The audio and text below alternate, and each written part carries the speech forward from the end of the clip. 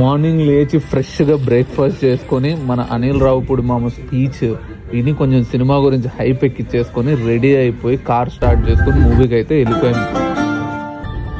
Guys just completed the movie. ఇప్పుడే movie అయిపోయింది. అసలు ఎంత క్రేజీ ఉందంటే చిరంజీవి ఎంట్రీ, ఆ లుక్స్, తర్వాత ఆ ఫైట్స్, మీమ్స్ ని యూజ్ చేసుకున్న విధానం, ఎవ్రీథింగ్ ఫెంటాస్టిక్. ముక్కు మీద కోపం కొంచెం తగ్గాలి పిల్ల, మామూలుగా లేదు మూవీ, పిచ్చెక్కిస్తుంది.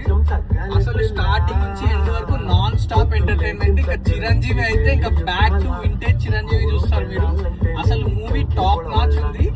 ఇంకా స్టార్టింగ్ అయితే సీన్, ఎంట్రీ సీన్ అగ్రిపోయింది. బాస్ ఇస్ బ్యాక్ అనిపించుకున్నాడు మళ్ళీ చిరంజీవి.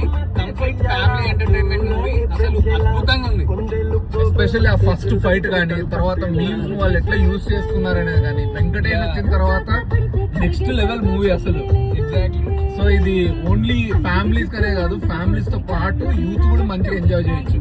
అసలు ఆ స్టార్టింగ్ సాంగ్ అయితే అసలు 70s జస్ట్ నంబర్ అనిపించింది. అసలు ఆయన వేస్తున్న డాన్సులకి అసలు విజిల్లోకి ఇంకా టాప్ లేచిపోయిందంటే. అసలు ఆ హుక్ స్టెప్స్ కానీ, చిరంజీవి కామెడీ చేసేటప్పుడు ఆ ఫేస్ లో ఇన్నోసెన్స్ కానీ, ఓల్డ్ శంకర్ దాదా జిందాబాద్ లో ఎలా అయితే కామెడీ చేస్తారో అంత ఫ్రెష్ గా ఉంది. అసలు ఆ గ్రేస్, ఆ నడవడం, మొత్తం క్యారెక్టర్ లో ఇన్వాల్వ్ అయిపోయాడు. మీరు ఎక్కడ కూడా క్యారెక్టర్ నుంచి బయటకు వచ్చినట్టు అనిపించదు. మొత్తం మన శంకర వరప్రసాద్ క్యారెక్టర్ పూర్తిగా న్యాయం చేశాడు చిరంజీవి అనేసి నేను పక్కాగా కలుగుతాను.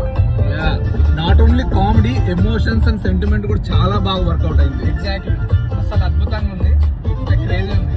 సో దట్టు మనకి ఇలాంటి హిందూ వదన, కుందరదన, మందగమన, మధుర వచన, ఇలాంటి మరెన్నో ఎన్నెన్నో చాలా ఉన్నాయి మూవీస్ లో.